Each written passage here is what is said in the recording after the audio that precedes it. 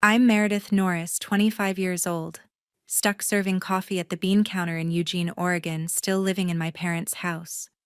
That night, Mom called her voice, cold dinner, be home by 7. My gut churned. Family dinners were never just meals, they were ambushes. I drove to their wooden house, bracing for the usual jabs about my dead-end job and abandoned college degree. I'd been coding late nights chasing a tech startup dream, but to them, I was nothing next to my lawyer brother. At the table, tension crackled. Then Mom stood up, eyes like daggers, and said, "You're 25, still living in our house, no career, you're a failure." My brother leaned in, sneering, "It's embarrassing that you're my sibling." Their words burned, but I didn't argue. I just nodded, heart pounding, and went to my room. By midnight, I'd packed my bags and slipped out the back door, leaving their judgment behind. 6 months later, my startup made $5 million, and they came crawling, demanding half. I just smiled, ready to hit back with a truth they weren't prepared for.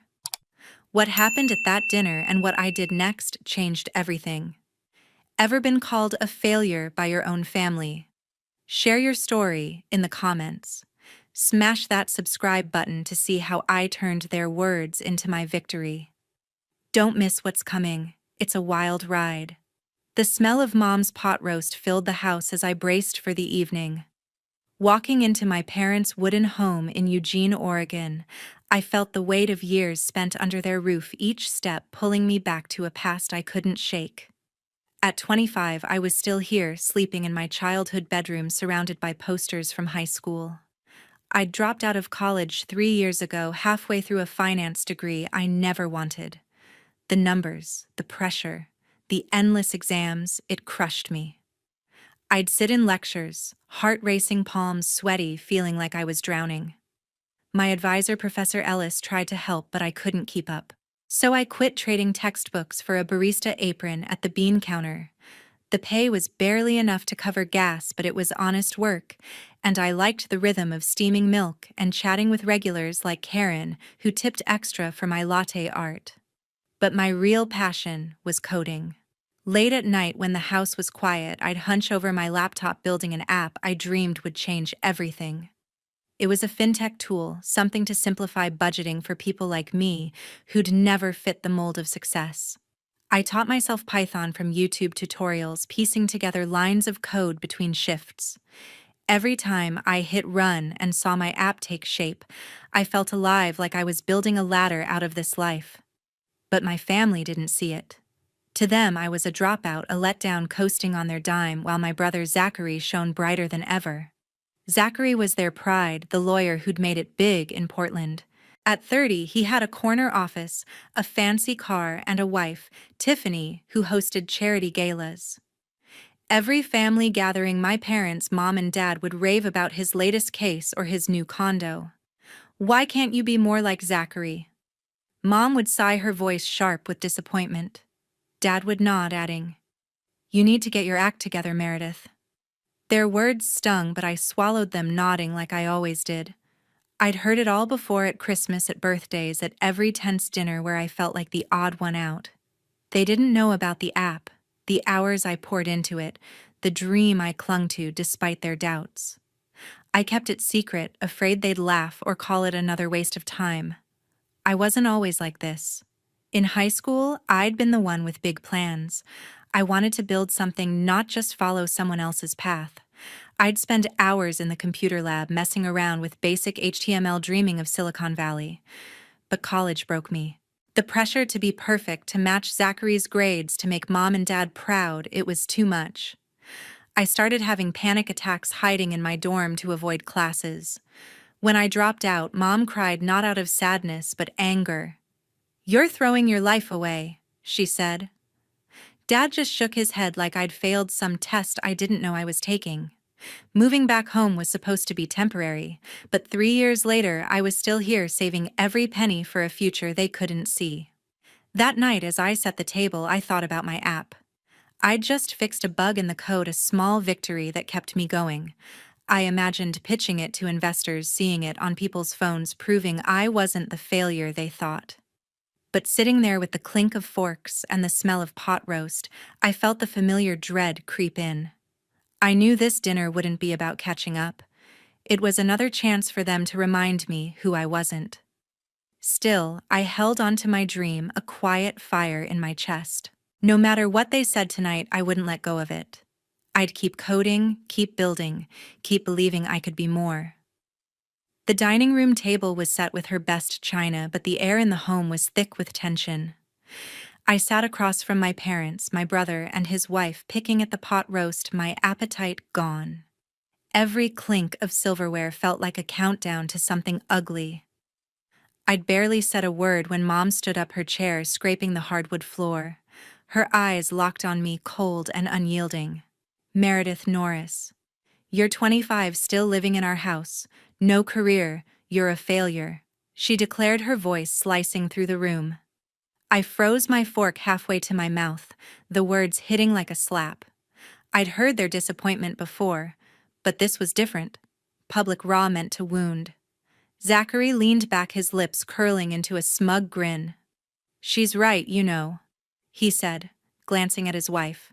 Tiffany nodded, her perfectly manicured nails tapping her wine glass. "We posted about it on Facebook," she said, her tone dripping with mockery. "A picture of you at that coffee shop, apron and all. Captioned it, 'This is what failure looks like.' Got a ton of likes already." My heart sank. I pictured the photo, me wiping down a table at the bean counter, unaware they'd snapped it during a visit last week. The humiliation burned, knowing their friends, our neighbors, were laughing at me online. I opened my mouth to protest, but Zachary cut in. "What you're gonna say, you're finding yourself," he scoffed. "Gimme a break." Dad cleared his throat, his voice gruff. "Meredith, it's time you got a real job," he said, folding his arms. "Something respectable like your brother. Or you can find somewhere else to live." His ultimatum landed like a brick. I tried to explain, my voice shaky. "I'm working on something, Dad. I've been building an app. It's..." Tiffany laughed, cutting me off. "An app? Oh, please, Meredith. You're not some tech genius. Stick to pouring coffee." Her words stung, but what hurt more was Mom's silence, her nod of agreement. I looked around the table, searching for a hint of support, but found none. They were a united front, tearing me down together. I clenched my fists under the table, my nails digging into my palms. I wanted to scream, to tell them about the nights I spent coding the app that was so close to being something real. But their smug faces stopped me. They wouldn't understand, they never had. I thought about the Facebook post, how it would spread through our small town, how people at the cafe might whisper behind my back. The shame was suffocating, but so was the anger. I wasn't just their punching bag anymore. Then Zachary leaned forward, his eyes gleaming with contempt. "It's embarrassing that you're my sibling," he said, his voice low and venomous, a smirk twisting his face. The room seemed to shrink, their faces blurring as his words echoed in my head. I was alone, cornered, my dreams reduced to a punchline. After dinner, I found my laptop open on the kitchen counter. I'd left it in my room, password protected, before sitting down to that miserable meal. My pulse quickened as I tapped the trackpad, waking the screen to my messaging app, open to a thread with Brooke Lane, my best friend since high school. We'd been texting about my fintech app ideas for the user interface, a pitch I was drafting for a local startup contest. The chat was scrolled up to messages from last week, ones I hadn't opened in days. Someone had been digging through my private conversations. I clicked through my files, my stomach churning. My coding folder labeled Project Freedom was a mess. 2 key scripts, months of work on the app's budgeting algorithm, were gone, deleted. My backups were on a USB drive safe in my bag, but the loss hit hard. Those scripts were my late-night victories, proof I could build something real. I heard footsteps and turned to see Zachary and Tiffany strolling into the kitchen, coffee mugs in hand. Tiffany's lips twitched into a smirk. "Oh, Meredith, still playing with your little computer games?" she said, her voice syrupy with condescension. "That app thing you're working on? It's delusional. You're not cut out for that tech nonsense." I gripped the counter, my voice tight. You went through my laptop? I said, staring at Zachary. He shrugged, leaning against the fridge. We were curious, he said, as if it were nothing. You leave it lying around. What do you expect? My mind raced back to earlier that week. They'd stopped by my room supposedly to chat while I was grabbing water. They must have snooped then, bypassing my password somehow. I felt exposed, like they'd ripped open my diary. You deleted my code? I said, my voice rising. Tiffany laughed, tossing her hair. Oh, come on, it's not like it was anything important. You're wasting your time with that pipe dream. I stormed to the living room where Mom and Dad were clearing dishes. Did you know about this? I demanded, my hands shaking. Mom set down a plate, her expression calm but stern. Meredith, we're worried about you, she said. You're chasing fantasies instead of growing up. Zachary was just trying to show you what's realistic. Dad nodded, his arms crossed. You need to focus on a real job, not this hobby, he said. I couldn't believe it, they were defending them. I turned to Zachary, who'd followed me, and Tiffany at his side. You had no right, I said, my voice cracking. Those files were mine. My work. My future. Tiffany rolled her eyes. Future, Meredith, be serious. You're 25, slinging coffee, living off Mom and Dad. That app isn't going anywhere. Her words echoed their earlier insults, but this was worse. They'd violated my privacy, erased my progress, and called it help. I looked at Mom, hoping for a shred of support, but she just sighed. We want what's best for you, she said, as if that justified everything. Zachary chimed in, his tone patronizing. You should thank us for snapping you out of it, he said.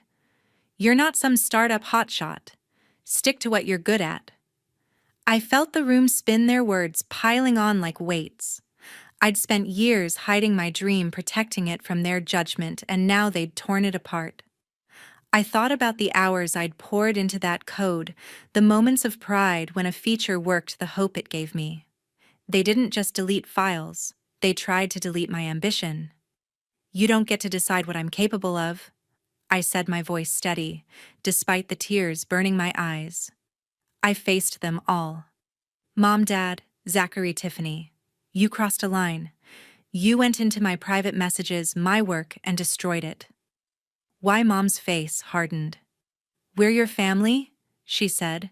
We have a right to know what you're doing under our roof. Dad added. You're not acting like an adult, Meredith. We're trying to guide you. Guide me. This wasn't guidance. It was control. They wanted me small, dependent, a shadow of Zachary's success. I saw it clearly now. Their concern was a leash. Not love. My chest tightened with betrayal. Not just from the invasion, but from their refusal to see me as anything more than a failure. I wasn't just angry. I was done letting them define me. By midnight, my bags were packed. I stood in my childhood bedroom, the weight of the night pressing down on me.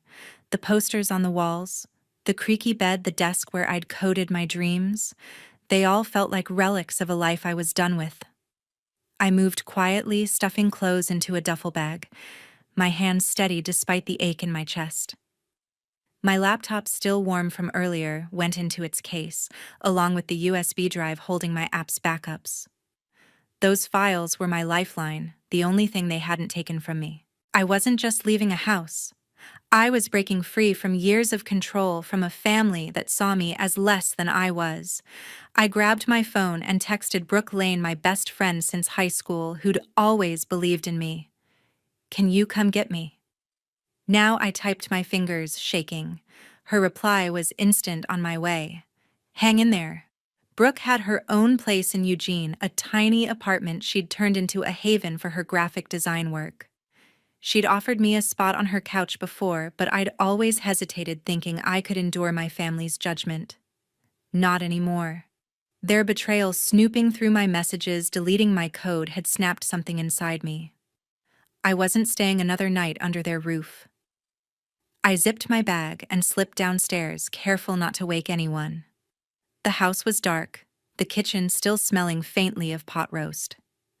I paused, considering whether to just walk out. but something in me needed closure, a final word to mark the end of this chapter. I found Mom and Dad in the living room, sitting on the couch, the TV flickering with some late-night show. Zachary and Tiffany were in the kitchen, their voices low, probably gloating over their intervention. I cleared my throat, my bag slung over my shoulder. "I'm leaving," I said, my voice calm but firm. Mom looked up, her brow furrowing. "What are you talking about, Meredith?" she asked as if I were joking. Dad stood, his face hardening. "You're not going anywhere," he said. "You can't just walk out in the middle of the night." I met his gaze, unyielding. "I'm done living under your rules," I said, the words spilling out with a strength I didn't know I had. "You don't respect me, my work, or my life. I'm not your project to fix." Mom's eyes widened, but she didn't speak. Zachary stepped into the room, Tiffany trailing behind, her arms crossed. "You're being dramatic," Zachary said, rolling his eyes. "Where are you even going to go? You can't afford to live on your own." I ignored him, turning to Dad. "I'll figure it out," I said. "I don't need your money anymore." His face reddened. "If you walk out that door, don't expect us to keep paying your bills," he warned, his voice low and threatening. "You'll be cut off, Meredith. No more free ride." I almost laughed. A free ride I'd been scraping by on tips, saving every cent for my app while they treated me like a burden. "Fine," I said, my voice steady. "Cut me off." "I don't want your help if it comes with strings." Tiffany scoffed, muttering something about me being ungrateful, but I didn't care. I looked at them one last time, Mom silent and tense, Dad glaring like I'd betrayed him, Zachary and Tiffany smug as ever. "Goodbye," I said, the word final, like closing a book. I turned and walked to the front door, my heart pounding, but my steps sure. Outside, Brooke's old Honda idled in the driveway, the headlights cutting through the Oregon night. I slid into the passenger seat, tossing my bag in the back. "You okay?" Brooke asked, her voice soft but steady. I nodded, clutching my laptop case. "I will be," I said, feeling the truth of it settle in. As Brooke drove away, the wooden house faded in the rearview mirror, its windows dark and uninviting. I thought about my app, the lines of code I'd saved, the dream I'd fought for despite their doubts. I wasn't just leaving a house, I was choosing myself. For the first time in years, I felt free, like I could breathe. My future was mine, not theirs, and I'd build it on my terms, no matter what it took. Brooke's spare room became my new base for coding late into the night. Her tiny apartment in Eugene, Oregon was cramped, but warm, with mismatched furniture and walls covered in her graphic design sketches. I set up a folding table for my laptop, the hum of the machine my only company as I rebuilt what my family had tried to destroy.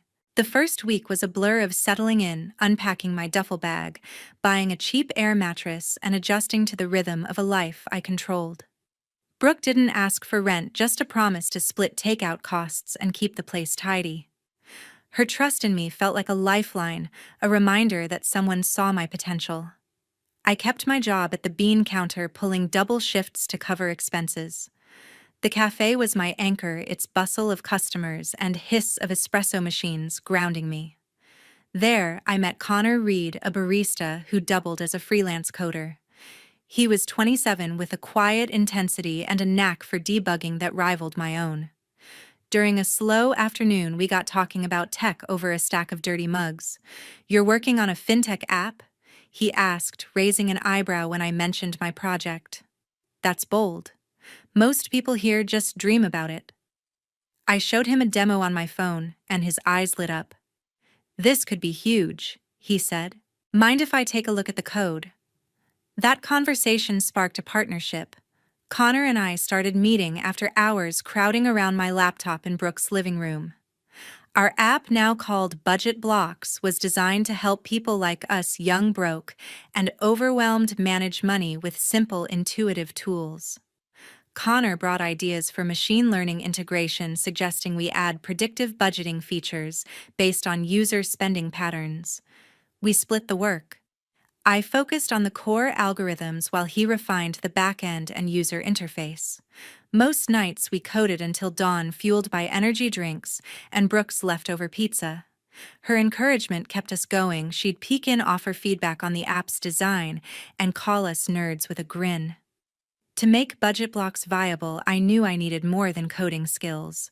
I enrolled in an online financial management course, squeezing lessons into my breaks at the cafe. The irony wasn't lost on me studying finance after dropping out of a finance degree, but this time it was on my terms.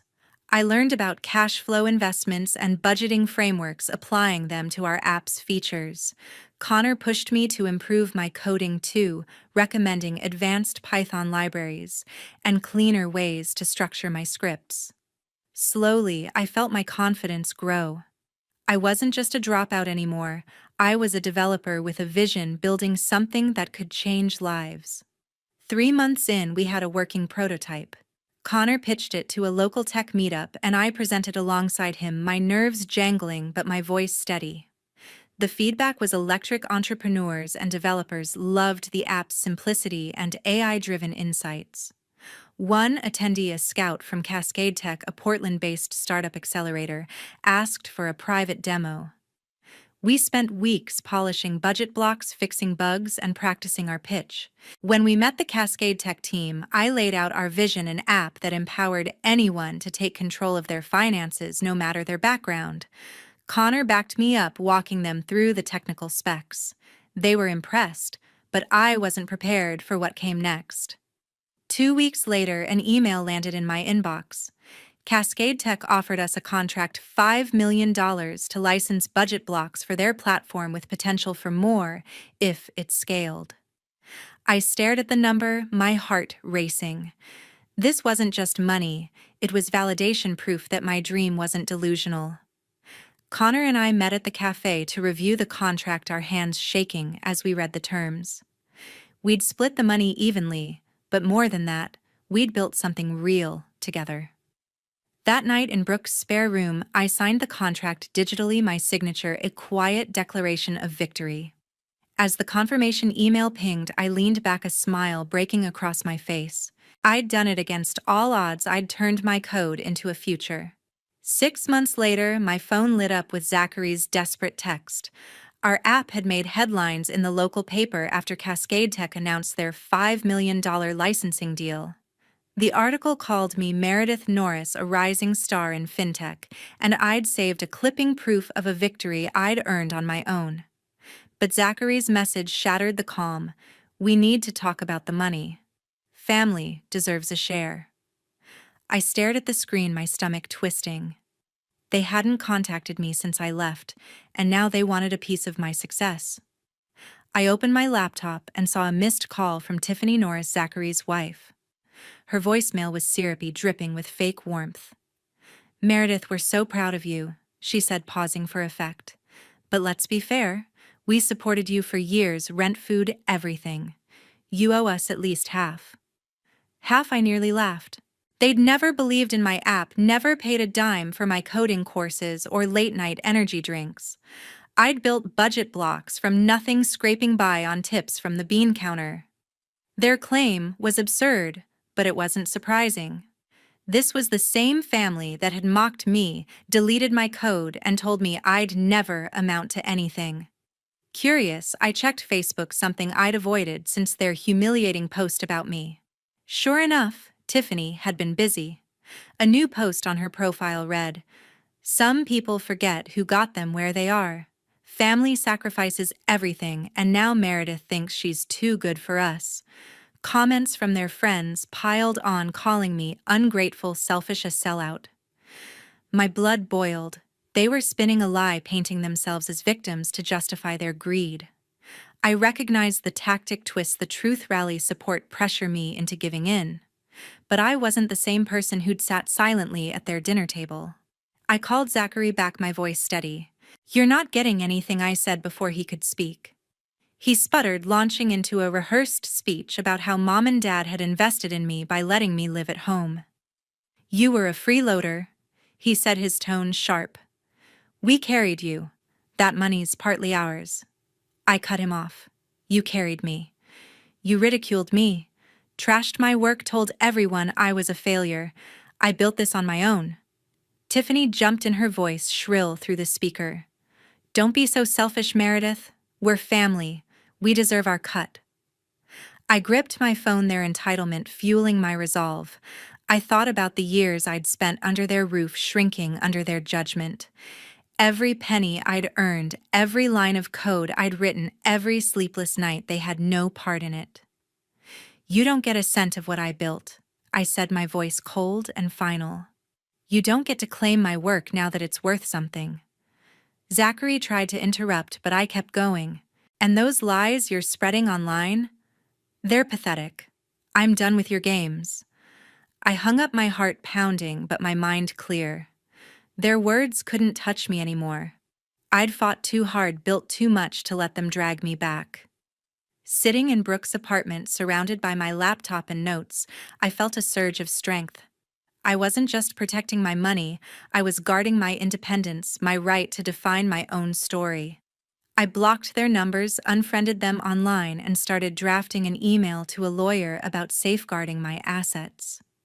This wasn't just about saying no. It was about closing the door on a family that had never valued me.